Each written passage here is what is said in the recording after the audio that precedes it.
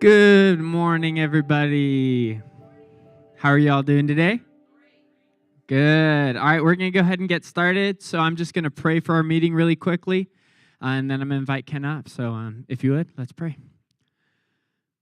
Father, we just thank you for all that you have in your heart to do this weekend. We just invite your presence. God, we want to lay down anything in our hearts that would get in the way of what you want to do.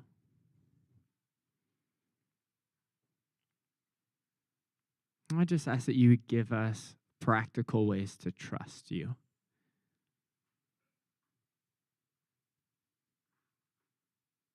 Even if stuff comes up that we may not understand or we may have resistance to, I just ask that you would give a grace to hear what you're saying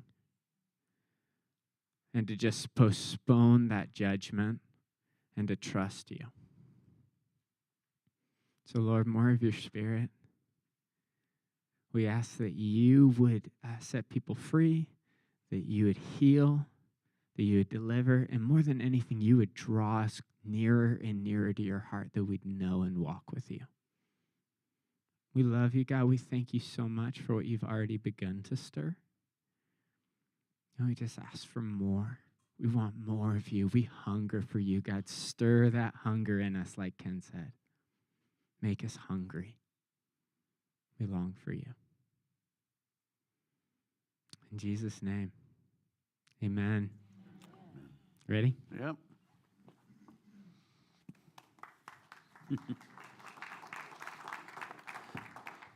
I haven't done anything yet.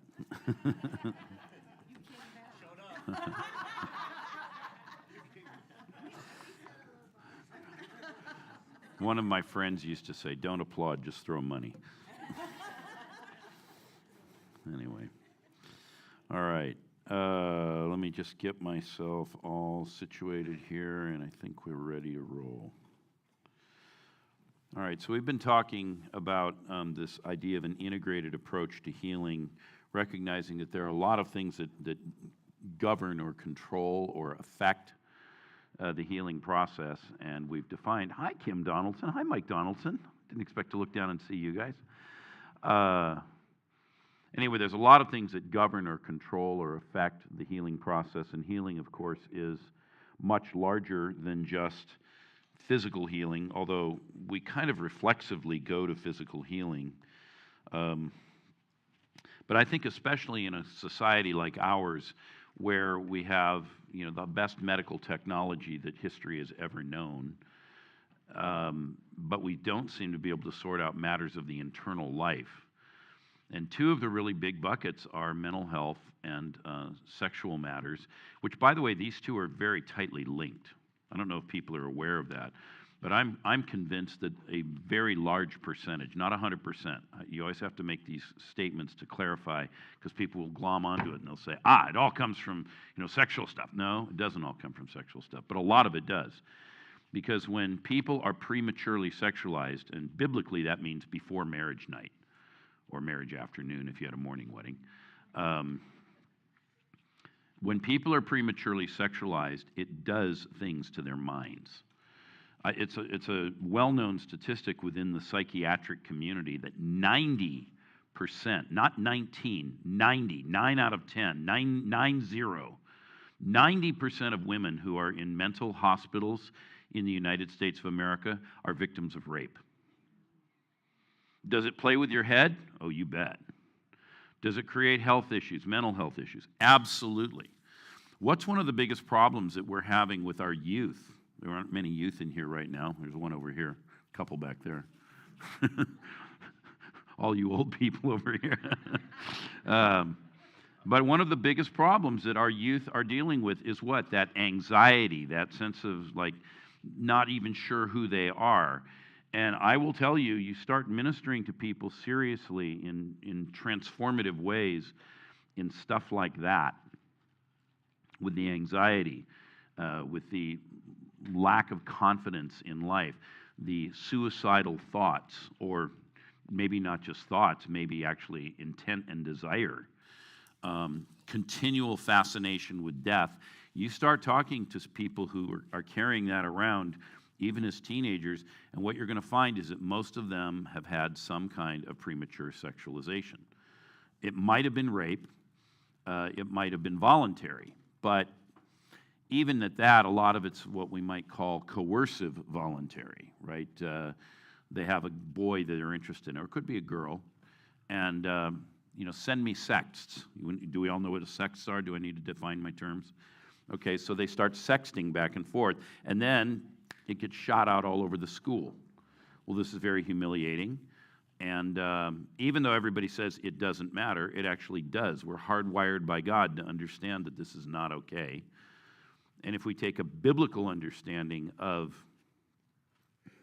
sex, it's not just doing an act, it's literally just the uncovering of nakedness, which, by the way, leads us right into the conversation about pornography and why it's so destructive and why it causes men to become passive, unable to be leaders in their homes, unable to love their wives well, because they are uncovering the nakedness of another, presumably woman, but sometimes they get into gay porn. So whatever, another human being with sexual intent, with arousal intent. They're doing all of this on a regular basis, and it's literally destroying them on the inside and eroding their soul. And so all of these things are more the matters that we deal with than, it's not that people don't get sick and die, it's not that they don't have physical health problems in America, but many of the things that used to assail our race have been, I would say, overcome through medical process and science through the years. Many, not all. For example, I prayed for someone with cancer last night. We don't have a cure for cancer. They were talking about a cure for cancer when I was knee-high to a grasshopper, and they still don't have it. And it seems like it's like the horizon. It keeps moving out. The closer you get, the further it is. So I'm not making the statement that physical matters don't matter, or physical health issues don't matter. They do. But the things that really consume our thoughts these days have to do with matters of our internal lives. And so when we come to our next category of healing, we're talking about healing of past hurts or inner healing. Now, this is primarily about the emotional life, but it's also about the memories. And as I indicated last night, if we think about the human soul, it's been well understood for centuries in classical Christian theology, which nobody teaches anymore, but doesn't mean we shouldn't be, at least a little bit, enough to get a working knowledge, that the soul has three primary parts to it. We've got our emotions and we've got our memories. And then, I don't know, if you want to think of a triangle, you could put the point up here or you could invert it and put it down here. But the third point would be the will. And so the will also comes into play, but it's a little more difficult to work with, and you really need to understand the other stuff pretty well before we start talking about the will. So for that reason, I'm not really going to go into that this morning. So this category of healing, it's got different names to it. Up in Reading, they call it sozo, and that's fine. You can call it sozo if you like to. When I first got started with this, literally the founders of this whole movement were still alive. So they had names like Agnes Sanford and Tommy Tyson, and there were a number of others. One of the kind of early leaders who is still with us is Judith McNutt. She still runs Christian Healing Ministries in Jacksonville, Florida. She was married to Francis McNutt, and they had an interesting marriage because Francis, it's not that he didn't do any inner healing, he did, but he was more known for physical healing and some deliverance. Judith was always kind of the inner healing one, and she has a degree in mental health, a master's degree, and they were a very dynamic team. Francis died during COVID, not of COVID, but of old age. So now Judith's on her own, and she continues on with Christian Healing Ministries, CHM. I think she uses the term healing of past hurts. But the point is, in all of this, whereas last night we were talking about sin that originates with us, things we've done, which may be affecting us, and this is a bright line. You really need to have this as clearly separated as these two sections and this center aisle. This needs to be in your mind, or you will fail as a healer. I'll just say this clearly, because you'll be chasing things down that aren't even a thing in the person you're dealing with if you don't understand this difference. So if you've sinned, you're responsible, you're culpable. That's sickness of the spirit, and the baseline for that is repentance. But when we're talking about whether we call it inner healing or sozo or Emmanuel prayer or RTF or some of these other names that people have put to their methodologies or techniques, this is always about sin sinned against me. It's inbound sin versus outbound sin, if you want to say it that way. Outbound meaning I did it, inbound, I received it. And if you get that idea clearly in your mind, that will help you a lot in distinguishing between these two. Because in past times, I've had people just get completely wrapped around the axle about, well, doesn't sin create this and that? And well, but somebody hurt me, and so I don't know. I sinned back. They sinned against me, and the whole thing just turns into mush. So when we're talking about this category, as before, I'll give you a definition. We'll look at some scriptural examples, and look at how it operates. So the other thing I want to say is, just due to the nature of the way the human organism, the human system functions, all of these things interact with each other. And so it might well be the case that when you're dealing with somebody who needs freedom or restoration from something, let's assume for the moment that they sinned and they initiated this very unhealthy dynamic that they ultimately entered into. Well, when they sinned, they hurt somebody, and maybe that somebody responded. They returned fire. And so now the sinner has become the sinned against, and so now they are hurt and they're carrying that around. Now, if they don't recognize their own culpability, that'll turn into a victim mentality. Hello, United States of America. Is every person in this country listening? So you've got that dynamic, but then they return fire again, and suddenly you have what we call codependency. You get this loop. And so somewhere, somehow, you've got to stop that loop. And people have to take ownership for their own part, but then they need healing from the damage that's been done to them. So, again, under this idea of definition, while sickness of the spirit is caused by what we do, sickness of the emotions or sickness in the memory is caused by what is done to us. And it grows out of the hurts done by another person, or perhaps sometimes an experience to which we may have been subjected, but we can't particularly pin the blame on a specific individual. Now, last night, I said, we aren't really going to have ministry time, and my wife and my daughter ditched me and left me for dead. I need inner healing. What's that? You're going to pray for me? That's good. You can administer medical care, too.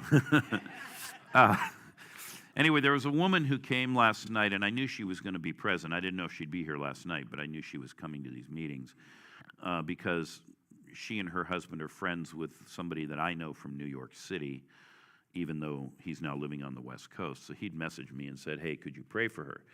And he said, I don't really know what's wrong with her. Nobody really does, but anyway, she needs prayer.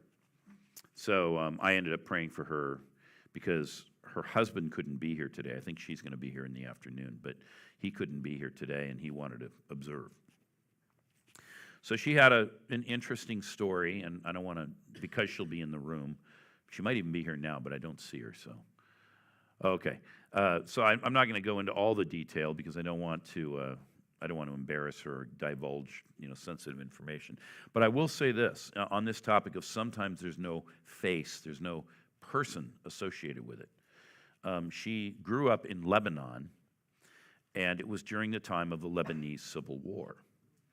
And part of what needed to happen for her healing was to deal with today we overuse the term trauma, but it was trauma, of explosions in the streets, of the sound of gunfire, of walking down the street at any moment a car bomb might go off, and you could lose friends in that, or you could lose your own life. And then as it happened, although that obviously never occurred in her life where she was herself harmed in that manner, the psychological impact, the wounding of the memory, the emotional damage of hearing explosions, of watching buildings get hit with artillery fire, of hearing gunfire, and on like that, that was laying a foundation in her life that was very, very damaging. And what she came with was a kind of an ill-defined, they call it fibromyalgia, but point is they couldn't put their finger on it, but she had this pain in her whole body. That was her issue.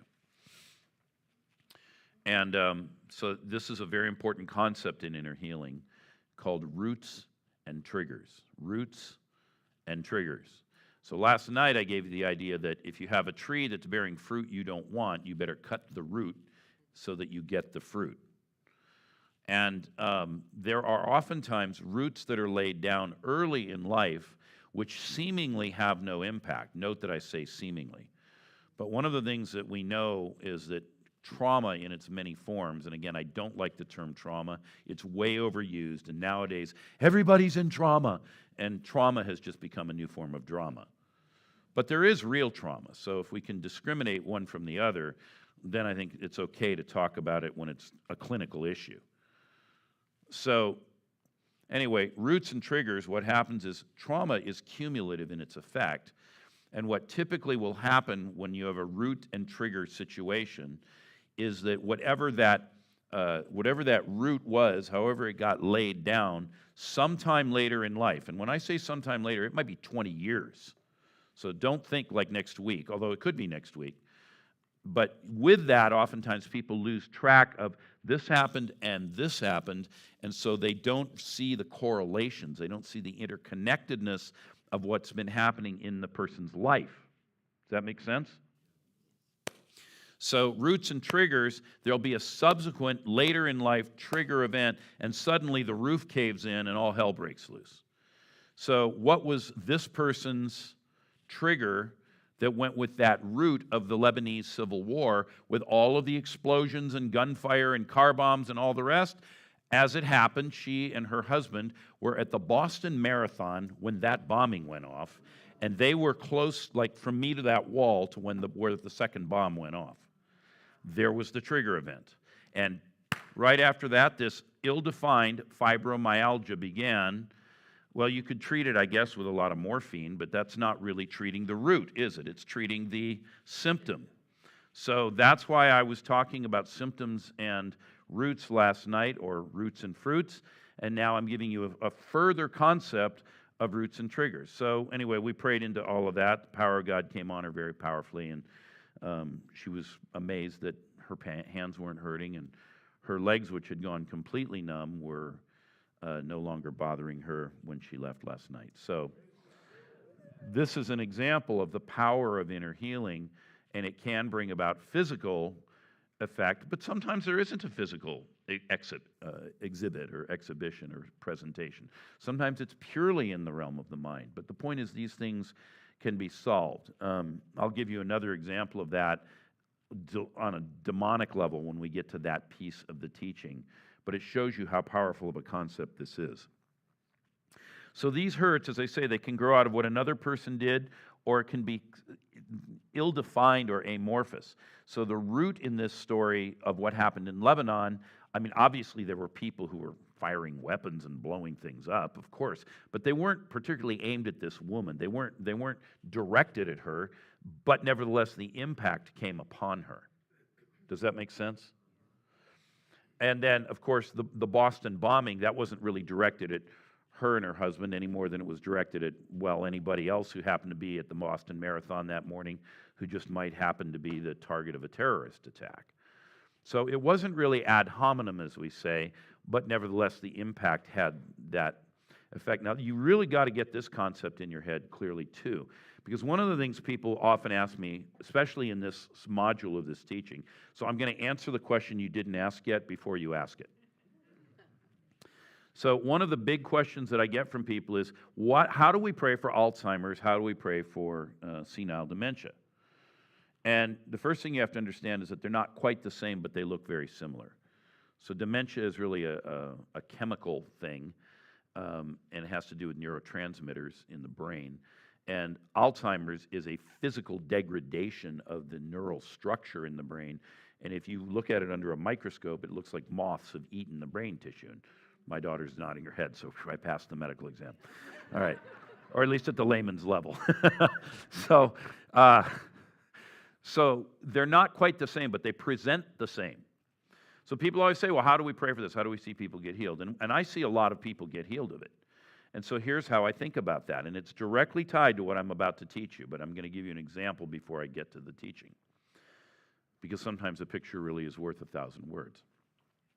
People who have either of these conditions commonly have one of three things going on. One of three things going on. Three.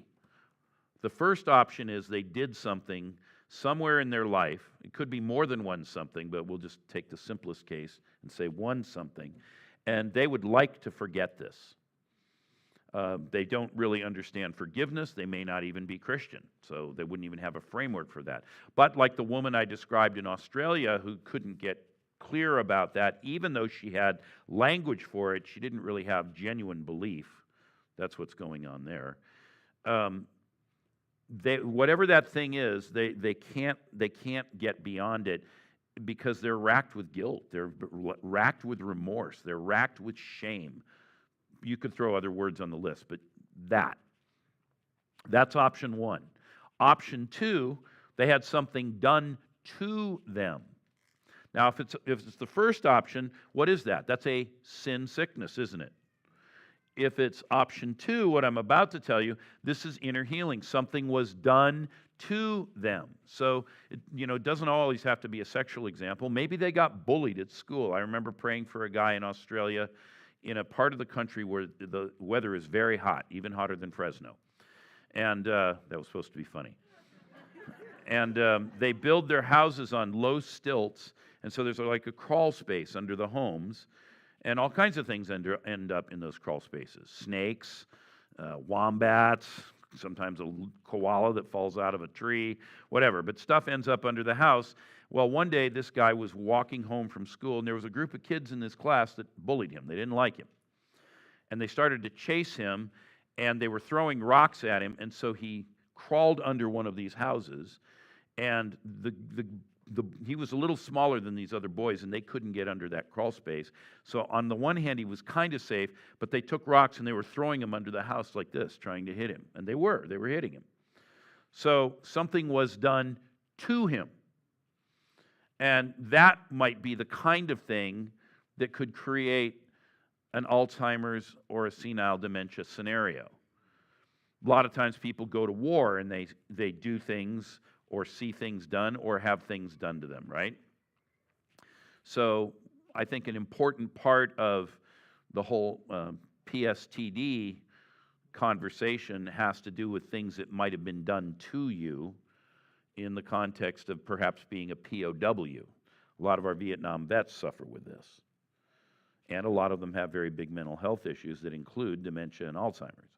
Okay, so your second option is something that was done to you. So case one, they have a sin sickness form of it. Case two, it's an inner healing thing. Case three is slightly different, but it's closer to case two, and that is they didn't do anything and nothing was done to them, but they observed something. They were in the context of it. So I've seen this, for example, in families with multiple kids, and maybe dad would beat one of the kids. But for whatever reason, the other kids didn't get beaten. But they saw it, they heard it, it was traumatizing, it was terrifying. They're standing by, they're nearby. Well, that's going on. So they need to be healed of that memory. So in a sense, it was done to them, but it wasn't physically done to them. There's still an impact from it. Does that make sense? Okay, just trying to be really crystal clear about each and every one of these. So what happens is that's all your root, and now later in life, the career curve maybe has flattened out. They're probably not getting another big promotion because they've reached that age where big corporations don't really promote you. Or the kids are grown. So the burden of caring for them, being sure they're well attended to, that they've done their homework, they've gotten settled in life, they've finished their education, they've gotten married, whatever it might be.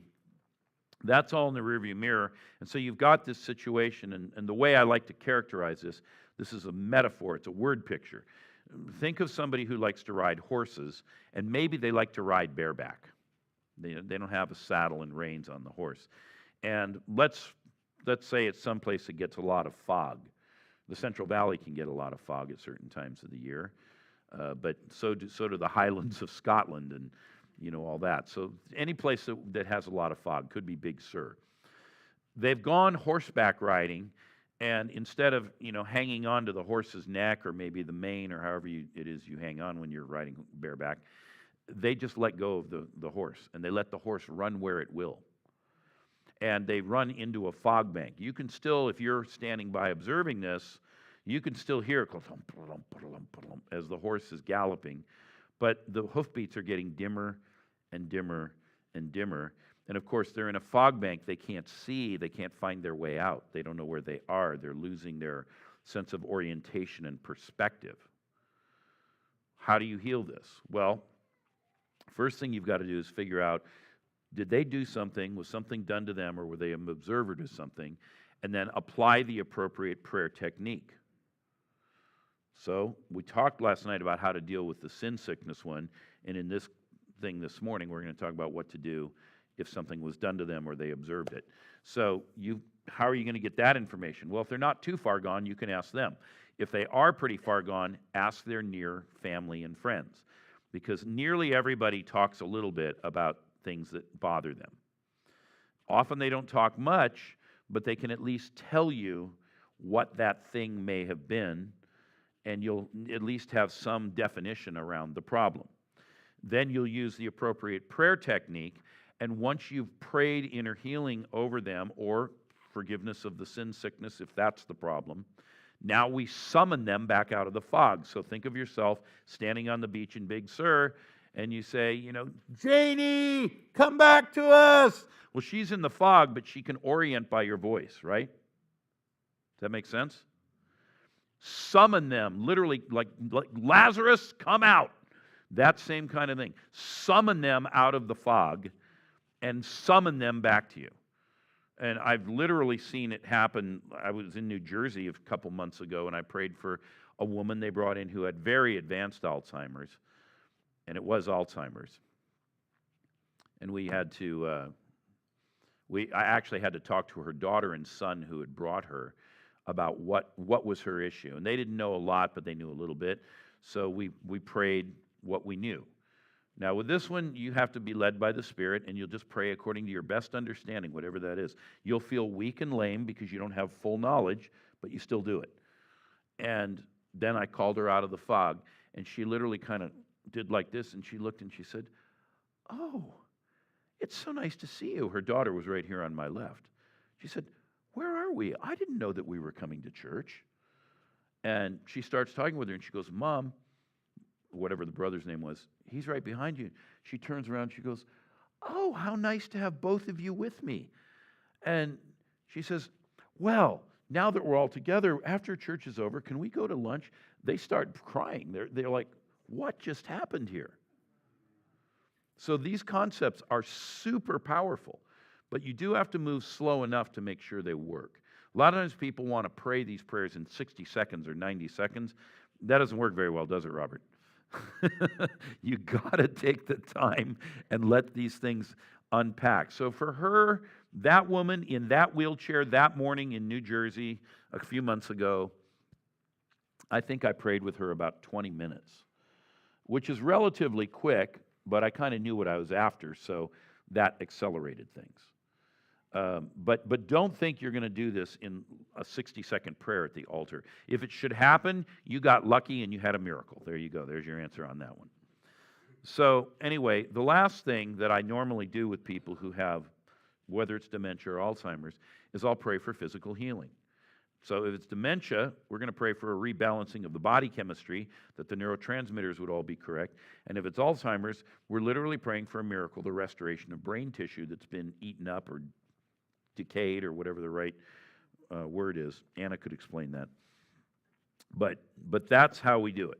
All right, so now that we have an example in front of us, let's talk about some of the things that can cause damage to whether the memories or the emotions.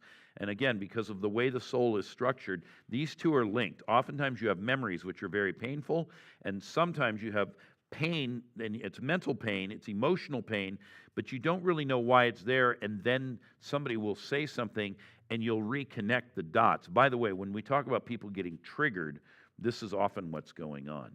They're carrying around this anger or this pain. By the way, anger is pain. Anger is always emotional or psychological pain. It may not be specific yet because they may have forgotten or they may not realize the linkage between what they experience emotionally and what their memory is. But when that whole linkage comes together, the penny drops. So when we're dealing with people who have this sort of thing, we've got to move in on the particulars of what the memory is that may be attached to the non-localized emotional pain and difficulty. And of course, when all of this is going on, when we have damaged memories, when we have wounded emotions. Oftentimes we make bad decisions, don't we? We make bad choices. Somebody's phone's going off. Can we silence all phones? Okay. And so as we do that in response to what we're carrying, many times we get into sin. Our sin becomes a coping mechanism. And there's all kinds of sin that we might get into. We might fall into depression. We may have a sense of worthlessness or inferiority. We might have fears and anxieties that don't seem to be grounded in anything, and in that sense, people say they're unreasonable. There may be what we call psychosomatic illnesses with no apparent cause, maybe like this fibromyalgia last night. So included in all of this are the present-day effects as well of the sins that travel in our bloodline. Now, that's a bigger conversation. I'm only noting it here because someone will probably ask about it. But I'm not really planning to teach on generational iniquity here. We don't have time to do it this weekend, but I do have a very thorough standalone teaching that you can get on the Advanced Deliverance MP3 card, or you can download it from our website, or you can purchase it in our store, however you want to get access to it. And so when we're talking about these healing of past hurts, whatever they may be, we're dealing with emotions and memories, and sometimes bloodline stuff. David Seamans was one of the early founders of the inner healing movement, and he wrote a book called Healing for Damaged Emotions, and he talks about 4 big bucket categories, 4 big buckets, and they all begin with H, like every good preacher or writer should do, right? You got to have things congruent so people can remember them. The first is hurts. So what are hurts? Rejection and abandonment. Now, rejection is when somebody actively rejects you. Get out of here. We don't want you here. We don't want you in our club if it's a bullying type situation at school. Sometimes in a family, you're not really part of this family.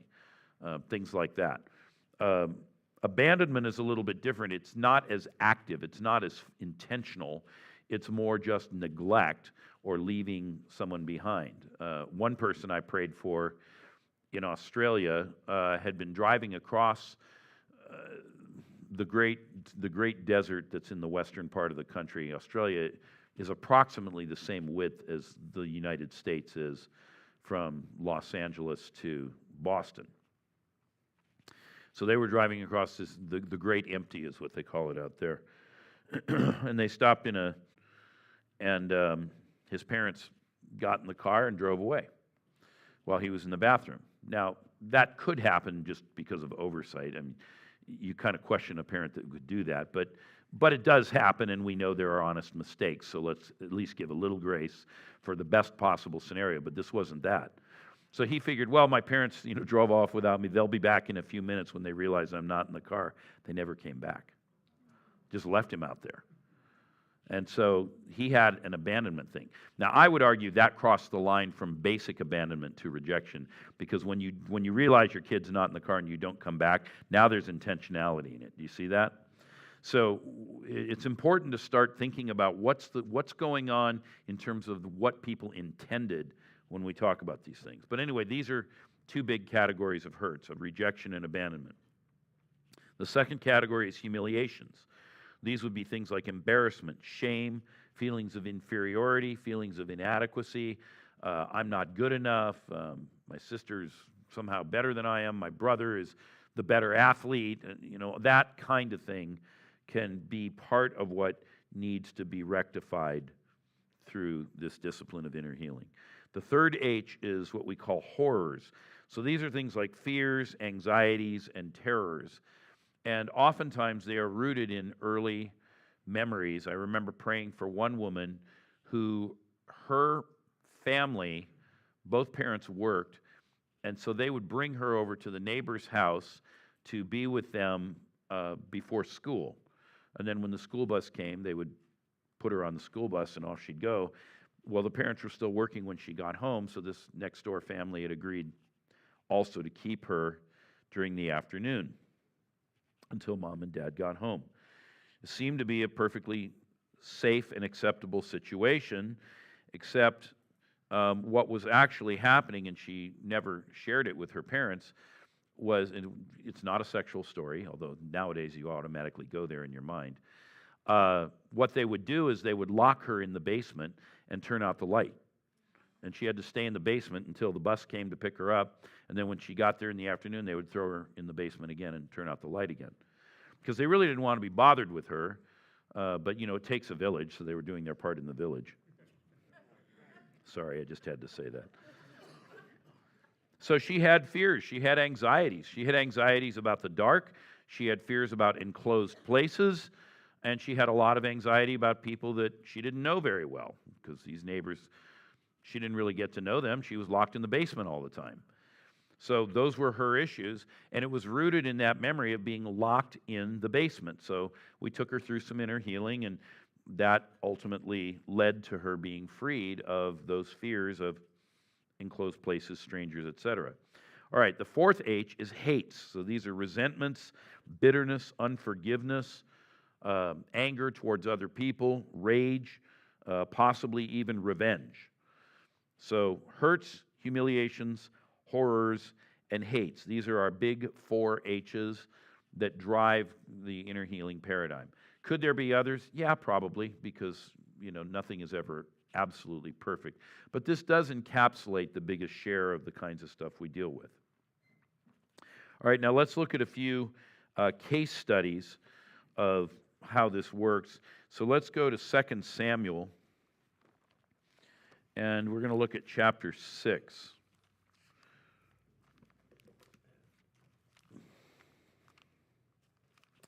In 2 Samuel chapter 6, we have the story. Most Americans say Michael, but proper Hebrew would be Michal. And the story goes this way. David has heard that a man named Obed-Edom is keeping the ark of the Lord at his house. And the Lord is blessing his household because the ark represents the presence of God. So the presence of God is resting over Obed-Edom's house. And this is in the aftermath of the destruction of the tabernacle in Shiloh. Most Americans say Shiloh.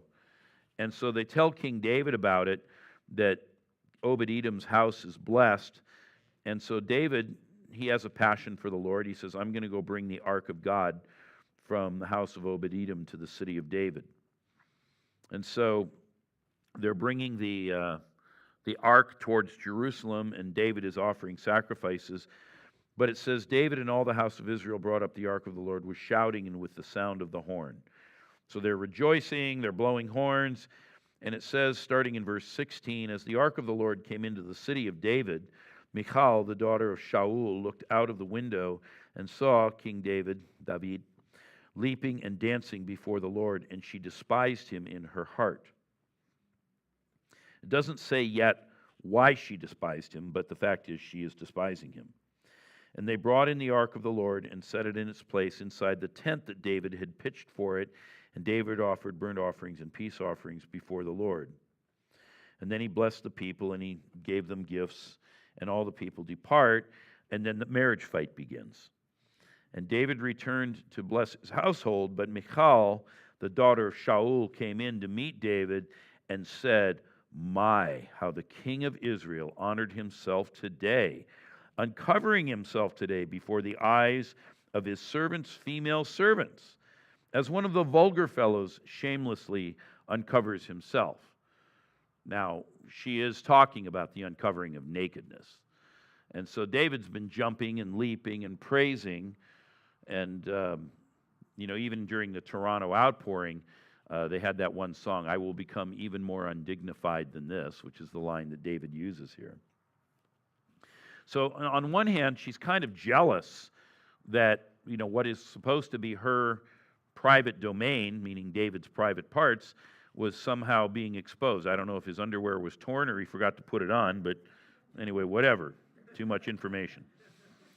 But he says, it was before the Lord who chose me above your father and above all his house to appoint me as prince over Israel, the people of the Lord, and I will celebrate before the Lord, and I will make myself yet more contemptible than this, and I will be abased in your eyes. But by the female servants of whom you have spoken, by them I shall be held in honor. And Michal, the daughter of Shaul, had no child to the day of her death. Well, we know a little bit about the story of David and Saul. There was jealousy and bitterness toward David because of God's blessing on his life. That account is found in 1 Samuel chapter 18, verses 28 and 29. I didn't read it just because I'm trying to economize on time. But Saul becomes jealous and bitter, and it says he kept a jealous eye on David. And this was when the women of Israel were singing in their songs, Saul has slain his thousands, but David has slain his tens of thousands. And so David is clearly, the successor. And while he's bringing this ark back to Jerusalem, he's worshiping the Lord with, we could say, reckless abandon. And Michal sees this, and she despises him in her heart. Now, very likely, as the daughter of Saul, even though she's been given to David in marriage for killing Goliath, even though this is the case, let's just say she probably had some early programming from her dad. I'm giving you to him to be married because this is what I said I would do, and I have to keep my word before all Israel. But you know what I really want you to do is I want you to be a spy in David's house. I want you to make sure that he's not trying to rise up in rebellion and take the kingdom from me, because he surely could. And so she's got a divided heart that's been laid down by things that her own father has said to her. So what principle of life, healthy principle of life, was violated just in all of that? Leaving and cleaving, right? And how many marriages have you known where the marriage is not on a good foundation because either dad's family or mom's family, husband's family, wife's family, are continuing to pull, sometimes both, and they're trying to exert some sort of dominance. They're saying things into the family. Maybe they're seeding suspicion, gossip, discord. What started out as a loving relationship between these two, individuals who got married, that's all being undermined. It's that kind of a toxic situation. Is there sin sickness going on? Yeah, probably. Is there a need for inner healing? Yeah, probably. So when she sees David worshiping this way, she despises him in her heart. She'd never seen her father act that way. I mean, he was somehow a Yahwist. I mean, he served the Lord kinda, but he didn't do it wholeheartedly. And that's essentially at the core of what gets Saul into trouble. The whole story of Saul revolves around the fact that when he was sent to deal with the Amalekites, he didn't honor the Lord's word. He was not 100% obedient. And he makes up this excuse about why he couldn't do what he was told to do. But the bottom line is, he sinned. And so Saul's kind of we know people like this. They might go to church. They might even go to this church. I don't know, but usually we think of them as more in mainstream churches where they go to church, but did they really order their lives according to the things of God? No. And if you try to talk with them about that, you're going to get a lot of, well, we'd say pushback, right? There's going to be a real backlash to that conversation. So Michal has not actually had, I would say, a particularly godly upbringing. On the one hand, yes, God is part of the scene, part of the scenario, but this is very much the kind of marriage, you see these a lot in churches, where one or the other member is very devoted, very earnest in his or her faith, and the other one isn't so much, and it's always like a ball and chain around the leg of the individual who is the more devoted, holy, consecrated believer. That's exactly what's going on here. And so she despises him, and she says she despised David because he embarrassed her by disrobing in the sight of the slave girls, as any vulgar fellow, any common fellow would do. And after all, we're nobility. We're the Kardashians. Right? So we've got that whole kind of superiority thing going on in her mind. I was born into royalty, and now I'm married to you, and even if you become the king, I'll still be royalty. She's got all of that in her mind. There's some of that going on in the royal house right now, but that's another conversation. So David turns the conversation around, and he says, well, the reason that you despise me is actually this. You're jealous of me and my worship of God because your heart isn't free to do what I do with the Lord. And by the way, the Lord chose me over your father's house. And so I don't think David was wise in his choice of words, but this is what he said. The bigger difference, though, is that David did not have a heart to rule as Shaul did. David only cared really about the things of God. That's what made him a man after God's own heart. Now, God did give him the kingdom, but the rulership wasn't really the thing that he sought the most. He was seeking the presence of God, whereas his father-in-law, he liked the power, and he infused that into his daughter, and I already explained how that worked. So the weakness in her, as a result of what she observed in her father's attitudes, in his behaviors, she surely would, become aware of the attempts on David's life at some point that Saul had made, Shaul. So this strains the relationship. It creates bitterness in her heart. There's anger. We could neutralize it and call it emotional distress. But there's that despising, that anger towards her own husband. All of this results in her barrenness. Now, does it result in barrenness because they stop having sexual intercourse? It might have been that, but it might also have been that while they continued in a normal sexual relationship, she was barren because of these inner issues that needed to be healed. And so another thing that, here's just, we can come to these stories and they become teachable moments. Many times when I pray for people who are barren, and my wife and I have a good track record of praying for people who are barren,